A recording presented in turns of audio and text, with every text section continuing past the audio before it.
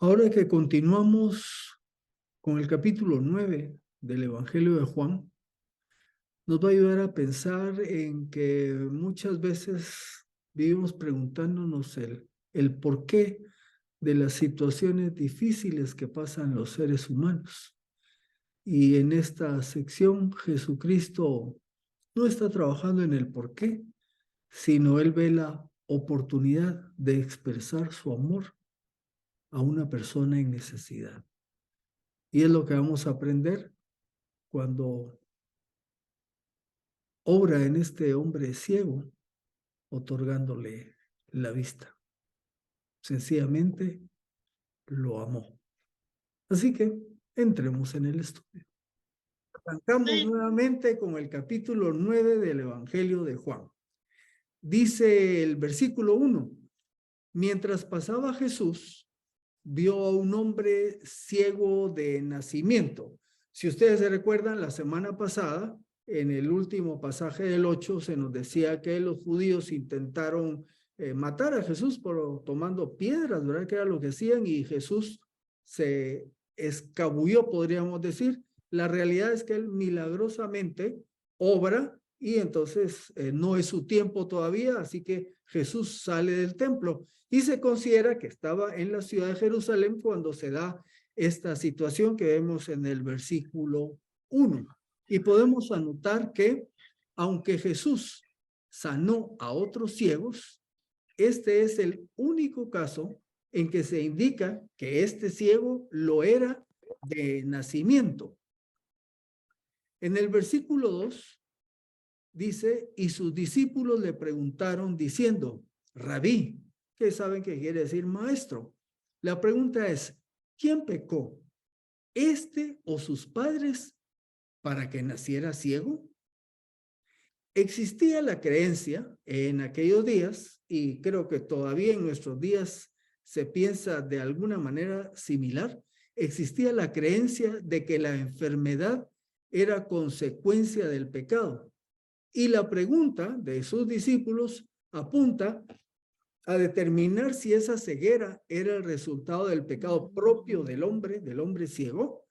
En este caso, si era responsabilidad de él, pues imagínense lo que tuvo que haber sido.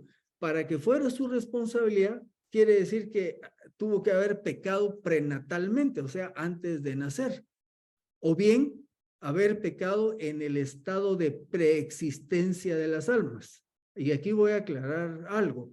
Tanto que pudiera haber pecado prenatal, o sea, todavía estando en el vientre, y que algunos judíos creían que se podía pecar en esa situación y otros pensaban que las almas preexistían y en ese estado pecaban, y cuando un niño era engendrado y esa alma iba a tomar cuerpo, entonces ahí venía el pecado que podía ser el de la persona. Ahora queremos aclarar, estas eran creencias que tenían algunos judíos de la época, y la parte de preexistencia de las almas venía de cierta influencia del pensamiento griego, pero ninguna de estas dos cosas tiene un fundamento bíblico, así que solo las menciono porque quizás por ahí era que apuntaba la pregunta pensando en el pecado propio del hombre. El otro aspecto de la pregunta dice que la ceguera de este hombre era el resultado del pecado de uno o de ambos progenitores, o sea, ya sea que haya pecado la mamá o el papá, o ambos, y por causa de esa vida o esa vida de pecado, el hijo nació ciego. Se piensa que quizás tenían en mente, en ese pensamiento de ese tiempo, un pasaje como el de Éxodo 25. Aquí lo tengo escrito, dice, no te inclinarás ante ellas, ni le rendirás culto, porque yo soy el Señor tu Dios, un Dios celoso, que castigo la maldad de los padres sobre los hijos, sobre la tercera y sobre la cuarta generación de los que me aborrecen. Algunos habían interpretado este pasaje en el sentido de que precisamente el pecado de unos padres iba a tener consecuencias hasta la tercera y cuarta generación. Y por eso pensaban que alguien como este ciego pudo haber estado con esa situación por el pecado de sus padres. Ahora, La interpretación de este pasaje se va de la siguiente manera. Ciertamente, reconocemos que el pecado tiene consecuencias. Y la idea en Éxodo 25 va más hacia esto, a que la vida corrupta de las personas, de pecado de las personas a nivel colectivo, tiene un efecto en las generaciones futuras. Sin embargo, también está claro, y lo vamos a ver más adelante, que los hijos no deben pagar por culpa de los padres. Si quiere, solo para aclararlo, cuando una nación o una comunidad se va y se desborda en una vida de pecado, van a haber consecuencias en las generaciones siguientes, pero básicamente quizás en el deterioro moral de esa comunidad, que es lo que le advertía Dios al pueblo de Israel cuando lo saca de esclavitud de Egipto. Pero no es adecuado interpretar ese pasaje como que por culpa del pecado de los padres, los hijos van a tener consecuencias. Y vamos a ver unos pasajes que nos dan la idea contraria precisamente. Deuteronomio 24:16 dice, los padres no serán muertos por culpa de los hijos, ni los hijos serán muertos por culpa de los padres, sino que cada cual será muerto por su propio pecado. Ezequiel 18:19-20 dice así, y si ustedes preguntan, ¿por qué es que el hijo no cargará con el pecado de su padre? Es porque el hijo practicó el derecho y la justicia, guardó todos mis estatutos y los puso por obra, por eso vivirá. El alma que peca, esa morirá. El hijo no cargará con el pecado del padre, ni el padre cargará con el pecado del hijo. La justicia del justo será sobre él, y la injusticia del impío será sobre él. Con estos pasajes creo que nos queda más que claro este asunto. Sin embargo, en el versículo 3, el Señor Jesús da su respuesta y dice, no es que este pecó, hablando del ciego, ni tampoco sus padres.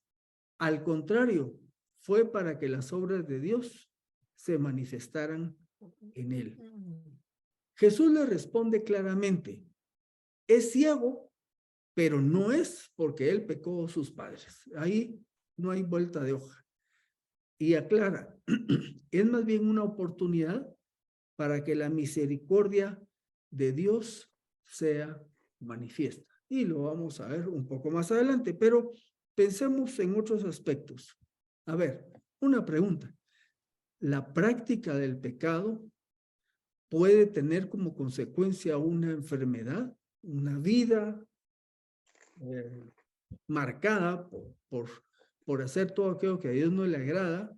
Nos preguntamos, ¿puede tener como consecuencia una enfermedad? Vamos a responderlo así. Puede ser, pero no siempre. O sea, puede ser, pero no todo el que esté enfermo es porque pecó. Vamos a poner un ejemplo donde sí hubo consecuencia. En Números 12:10 se nos relata cómo María y Aarón murmuraron contra Moisés, cuestionando su autoridad. Y en este caso, Dios da una respuesta a esta situación.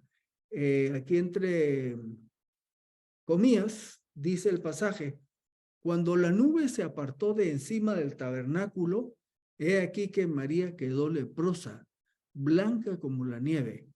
Aarón se volvió hacia María y he aquí que estaba leprosa. En ese pasaje, la murmuración de María contra Moisés tuvo como consecuencia que ella paró con lepra.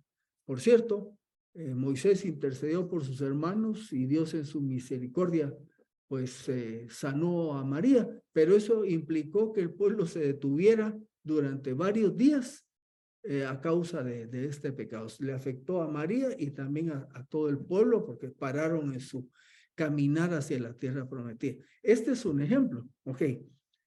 En el caso que vimos hace unas semanas, en el capítulo 5, ¿se recuerdan? Con aquel minusválido que el Señor Jesús sana allá en el estanque de Betesda, Jesús lo encuentra más adelante después de haberlo sanado Y dice el versículo 14, capítulo 5, versículo 14. Después Jesús lo halló en el templo y le dijo, he aquí, has sido sanado. No peques más para que no te ocurra algo peor. Entonces, de alguna manera puede entenderse aquí que sí, si este hombre peca, pues le pueden venir consecuencias. Entonces, podemos afirmar que una vida de pecado puede tener consecuencias como, por ejemplo, la pérdida de la salud, pero no siempre va a ser así. Vamos a ver este enunciado. Miren, en el mundo hay muchos pecadores con una buena salud. Hay gente que vive en pecado y no todos estos que viven en pecado están experimentando enfermedad. Esa es una realidad.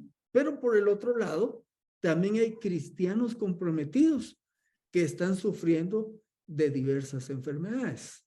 Así que no podemos automáticamente señalar causa y efecto en todos los casos. Ahora, lo que yo recomiendo es lo que tengo aquí en el segundo párrafo. Cuando un creyente enferma, más que indagar el por qué se enfermó, ¿verdad? Debemos de ver la oportunidad para servirlo, ayudarlo y orar por él. No sé ustedes, pero a mí es un área que he tenido que trabajar en mi vida porque de pronto a alguien conocido, de pronto le viene una enfermedad y a uno le pasa por la mente. Por eso yo no sé ustedes, pero a mí sí me ha pasado. Y me pregunto, ¿será que saber cómo está viviendo y Dios le está dando una llamada de atención, jalándole las orejas? Miren, no nos toca a nosotros estar emitiendo ese tipo de juicios y tenemos que ser muy cuidadosos con cómo comunicamos a las personas. Yo tuve la oportunidad de visitar a una familia, un matrimonio donde uno de los cónyuges enfermó, una enfermedad seria. Y me decía uno de ellos en esta visita, es que fíjate que sí nos vino a ver alguien de la iglesia, pero de verdad nos quedamos muy mal, porque, y me decía así, yo sé que no hemos sido quizás el mejor ejemplo como creyentes y que sí, nos hemos alejado un poco, pero nos vino a decir que quizás esto que estamos viviendo es porque estamos mal y nuestra vida con el Señor no camina bien. Y lejos de que eso nos animara, nos hizo sentir sumamente mal. Y, o sea, repito, tenemos cuidado. Imagínense, si uno lo piensa y todavía le dice a la persona a saber qué hiciste, por eso te está pasando eso. O sea, puede ser, pero yo creo que esa convicción la debe dar mejor el Espíritu Santo en el corazón de la persona. Yo aquí anoto, en vez de ponernos ahí a escarbar y ¿por qué fue? Yo veo el ejemplo del Señor Jesús, con lo que vamos a ver más adelante. ¿Por qué no vemos cuando alguien pasa por una situación de dificultad, ver una oportunidad para servirlo, ayudarlo y orar por él? Puede ser enfermedad, puede ser alguien que pierde el trabajo, puede ser alguien que pierde clases en la universidad, qué sé yo. Esos corazones están dolidos. Así que en vez de ir nosotros a meter el dedo en la llaga, repito e insisto, ¿por qué no tomamos la oportunidad para servir a este hermano o hermana, ayudarlos en lo que es su necesidad inmediata y acompañarlos en oración? Versículo 4 y 5. Dice Jesús, me es preciso hacer las obras del que me envió mientras dure el día. La noche viene cuando nadie puede trabajar. Mientras yo esté en el mundo, luz soy del mundo. El Señor dice, me es preciso hacer las obras. Esto está en la Reina Valera 2015 y voy a señalar acá que dice, me es preciso, primera persona del singular. Pero cuando vemos otra versión, como la Nueva Biblia de las Américas, dice, nosotros debemos hacer las obras. Me fui a buscar, y aclaro que no soy experto en griego, pero ya les he enseñado un programa donde averiguo, y efectivamente en griego la palabra está en plural. Entonces, no es un gran problema, pero en plural tiene la ventaja de que nos da participación a sus seguidores en la obra. La obra que Jesús vino a hacer no es una obra que solo él hizo, sino que corresponde también a todos los que nos llamamos sus discípulos. Así que así como él estaba haciendo la voluntad del Padre, nosotros también debemos estar ocupados, caminando, tratando, buscando hacer la voluntad del Padre. Dice, me es preciso hacer las obras del que me envió mientras dure el día. ¿Qué quiere decir esto de mientras dure el día? Bueno, normalmente el mejor tiempo de trabajar pues es durante el día. Quizás hoy en nuestra cultura moderna con la electricidad y los horarios nocturnos pues es otro el mundo, pero normalmente en este tiempo se trabaja de día porque había luz. Ahora, para el Señor Jesús, en su propio caso, a él le quedaban pocos meses para que fuera crucificado. De la fiesta que él había estado, que hemos visto en los capítulos anteriores, a la próxima Pascua, quedaban no más de 6 meses. Ese es el tiempo que él todavía tenía para hacer su ministerio. Para él el tiempo era valioso. Las tareas se pueden realizar cuando hay luz. Esto es, cuando tenemos la oportunidad de hacer el trabajo. El Señor nos dará oportunidades, esto es para nosotros, para servir. Hay que aprovecharlas. Efesios 5, 15 y 16 dice, así que tengan cuidado de cómo viven. No vivan como necios, sino como sabios. Saquen el mayor provecho de cada oportunidad en estos días malos. Así que recordemos, el Señor nos da una oportunidad y veamos, vamos a ampliar un poco más esto de mientras dure el día. Ya dije que para Jesús eran unos cuantos meses. Para nosotros, mientras dure el día, para hacer las obras que el Señor quiere que hagamos, podría ser la vida que el Señor nos ha dado y que debemos usar para hacer las obras de Dios. Hay algunos creyentes que se ponen a estudiar, a trabajar, a producir, y con la idea de que cuando estén ya más grandes, en cierto punto de su vida, van a servir más al Señor. Yo diría que no debería ser esa la manera. Yo diría que mientras que estamos haciendo lo que el Señor nos ha dado para hacer, sea cual sea la ocupación que nos ha dado, mientras las estamos haciendo, debemos estar procurando hacer las obras que el Señor quiere que hagamos, porque esa es la tarea que nos dejó, ese es nuestro día, debemos de aprovecharlo al máximo. Agrega el Señor Jesús en ese versículo, dice, mientras yo esté en el mundo, luz soy del mundo. Recordemos, Él ha sido, es y será la luz del mundo. Pero mientras estuvo presente en la carne, su luz brilló con más intensidad para los que le rodeaban.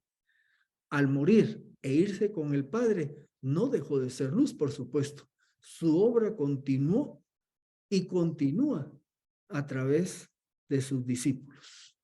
Y aquí entonces vemos qué hace Jesús por este hombre ciego. Versículo 6. Dicho esto, escupió en tierra, hizo lodo con la saliva y con el lodo untó los ojos del ciego. Para nosotros los del siglo XXI, esto puede ser extraño, ¿verdad? Porque pues eso de usar saliva no es algo muy agradable. Pero bueno, con lo que ahora sabemos, pues la saliva tiene microbios y todo lo demás.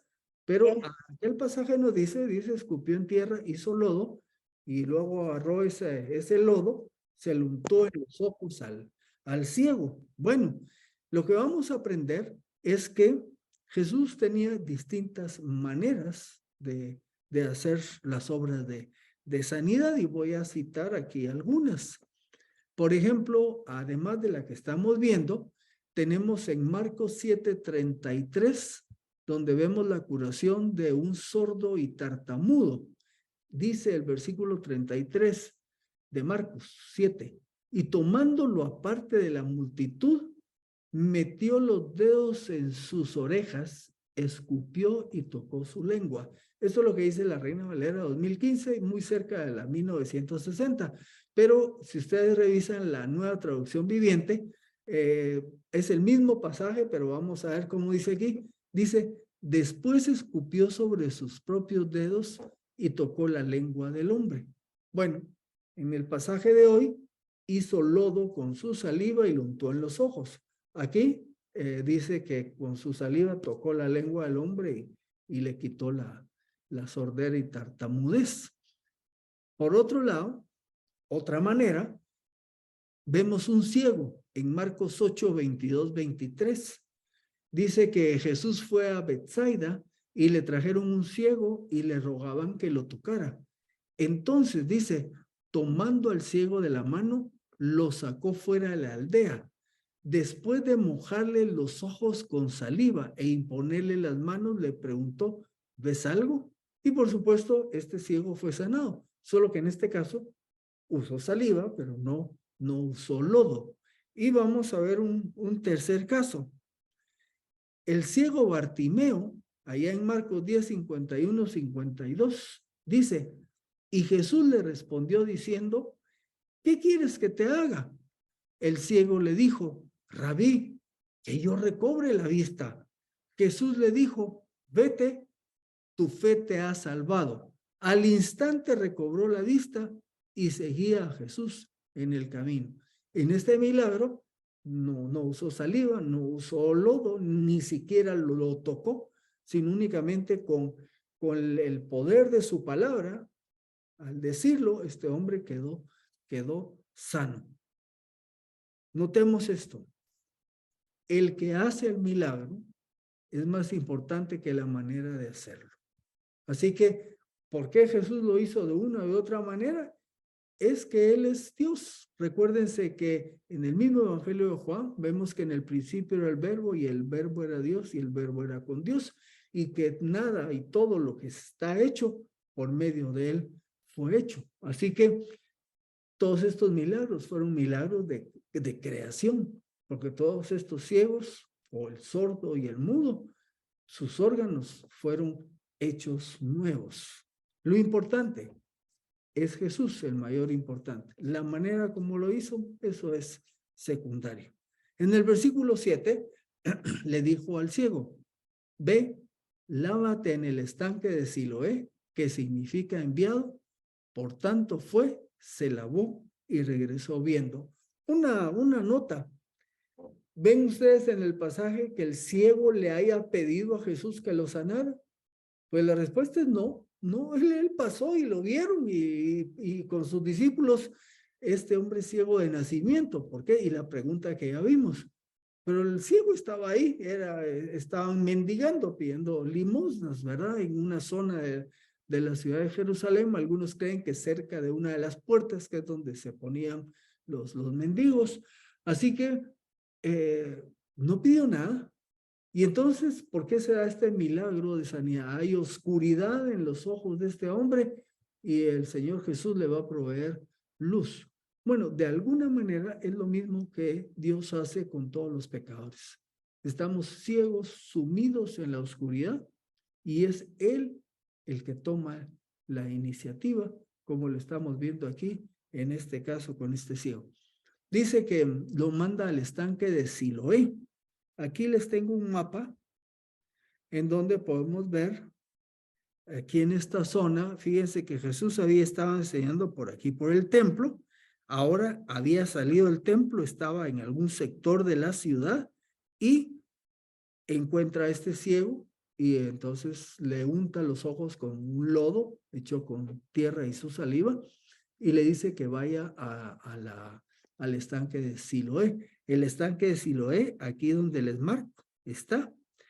Y este estanque se nutría o le llegaba el agua del manantial de Gibón, que está acá donde les estoy enseñando con la lucecita roja. Solo por ampliación cultural. Este estanque, el estanque de Siloé, fue construido por el rey Ezequías. Lo que sucede es que los asirios, antes de que vinieran los babilonios, era el poder que estaba amenazándolos. Y una de las debilidades de una ciudad era quedarse sin agua. Así que el rey Ezequías lo que hizo fue construir un túnel que venía del manantial de Gibón, y siendo un túnel, pues era oculto bajo de agua, y ese túnel oculto era el que alimentaba este estanque de Gibón, ¿verdad? Así que aquí les coloco la cita del Segundo de Reyes 20:20.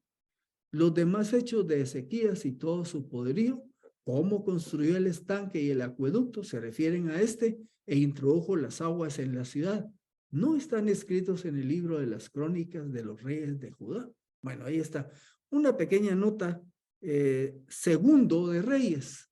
Recuérdense que estos son libros, no son epístolas, entonces muchas veces nos referimos a estos libros como Segunda de Reyes, Segunda de Crónicas, en realidad es Segundo porque son libros, nada más para que vayamos mejorando eso. Bueno, Jesús le dice, ve, lávate, y el ciego hace caso, expresando así la fe en el que le enviaba. Ahora, tomemos nota. Aquí, y voy a mencionarlo más adelante, aquí no estamos hablando todavía de conversión, ¿verdad? Sencillamente Jesús está haciendo un milagro en este hombre. Dice que Siloé quiere decir enviado. Algunos dicen que la palabra tiene que ver porque el agua era enviada desde el estanque de Gibón, desde las fuentes de Gibón hasta el estanque de Siloé. Otros dicen que el término enviado pues casa bien porque el ciego es enviado a lavarse, pero otros opinan que más el significado de esto es de enviado es que Jesucristo es el enviado del Padre para hacer las obras que le ha delegado por hacer. Vamos a los versículos 8 y 9. Entonces los vecinos y los que antes lo habían visto, que era mendigo, decían, ¿no es este el que se sentaba para mendigar? Unos decían, este es, y otros, no, pero se parece a él. Y él, o sea, el ciego, el ex ciego, decía, yo soy.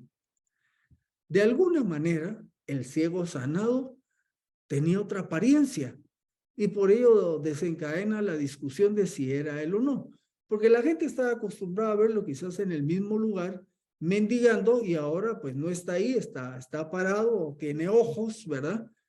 No, consideramos que no tenía ojos, tiene ojos. Dios, Jesús, le dio unos ojos nuevos, los crea para él, ¿verdad? Entonces es alguien distinto, y surge la pregunta, eso no es, no, sí, no, sí, pero tal vez no, pero se parece. Y el ciego dice, tranquilos, yo soy, ¿verdad? Yo soy. Es interesante, un milagro público de Jesús con testigos que pueden decir lo que era y lo que ahora es. Y aunque el día de hoy no vamos a ver eso, en el próximo estudio. Versículos 10 y 11. Entonces le decían estos vecinos y los que lo conocían, ¿cómo te fueron abiertos los ojos? Él respondió, el hombre que se llama Jesús hizo lodo, me untó los ojos y me dijo, ve a Siloé y lávate. Entonces cuando fui y me lavé, recibí la vista. Algo interesante, el hombre hizo caso. El milagro se realizó como resultado de la obediencia. Ve al estanque de Siloé y lávate. Y él fue e hizo lo que Jesús le dijo, y el milagro se dio. Ya convencidos de quién era el sanado, pregunta cómo fue que ahora podía ver. El ex ciego no les da la respuesta cómo fue, solo les dice lo que pasó. El hombre que se llama Jesús lo hizo. Y como vimos en el pasaje, me untó lodo en los ojos y me dijo que me fuera a lavar. Así lo hice y recibí la vista. Una lección más de aprender. La obediencia al Señor Jesús tiene resultados positivos. Versículo 12, y aquí vamos a ir descendiendo. Y le dijeron, ¿y dónde está él? Y él dijo, no sé. Jesús lo envió a lavarse, pero Jesús no fue con el ciego al estanque de Siloé. Así que el ciego se fue solo, se fue a lavar, recobra la vista, tiene ojos nuevos, ¿verdad? pero él no había visto a Jesús. No sabía cómo era, ¿verdad? O sea, si le han dicho a él de todo, ¿quién es Jesús? Pues no podía saberlo si el contacto que tuvo con él era cuando era ciego, ¿verdad? Así que menos que supiera dónde estaba. Hasta este punto, el hombre fue sanado.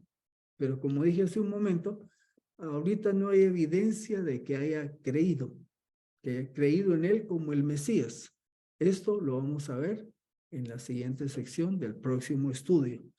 Para terminar, quiero dejar algo para pensar que sale acá de lo que vimos en este pasaje. En años pasados se dio un poco de, llamémosle, discusión, diferencia de opiniones entre lo que era el evangelismo versus la obra social de la iglesia.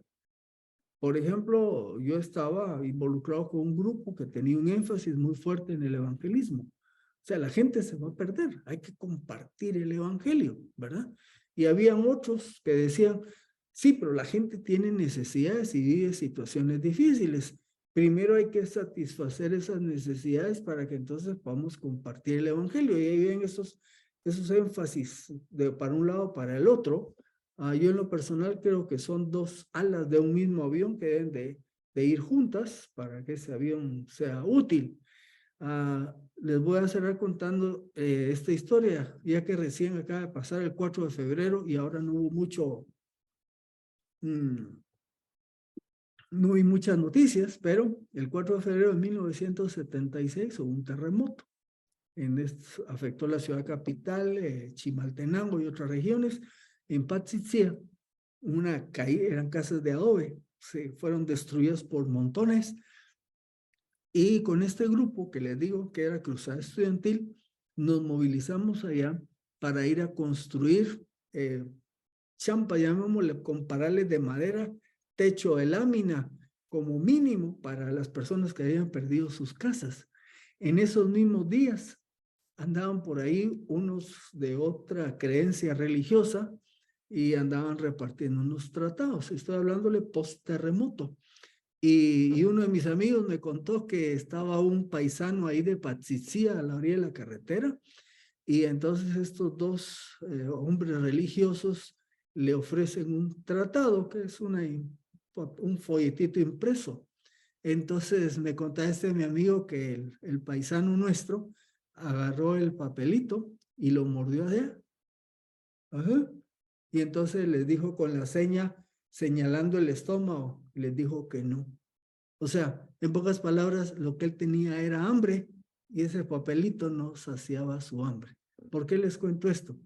Porque de manera interesante, este hombre ciego, ¿cuál era su mayor necesidad? Su ceguera física. Jesús obra y le da ojos nuevos y sana su ceguera. Más adelante, en el siguiente estudio, vamos a ver el aspecto espiritual. Pero, para que pensemos, yo creo que ambas tareas son parte de la iglesia. Compartir el evangelio y a la vez expresar el amor de Jesús a través de nosotros, llenando las necesidades variadas que tiene el ser humano. Vamos a terminar aquí. Una de las lecciones que aprendimos en esta sección fue precisamente que conforme Dios nos pone en nuestro camino personas con diversos tipos de necesidades, nuestro corazón, nuestra mente deben de estar dispuestos a cómo podemos servirles, cómo podemos ayudarles y, por supuesto, en el proceso, acompañarles en oración.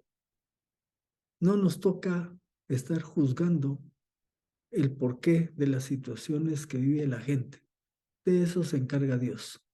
Lo que sí podemos hacer es tenderles una mano. Nos vemos en el próximo estudio.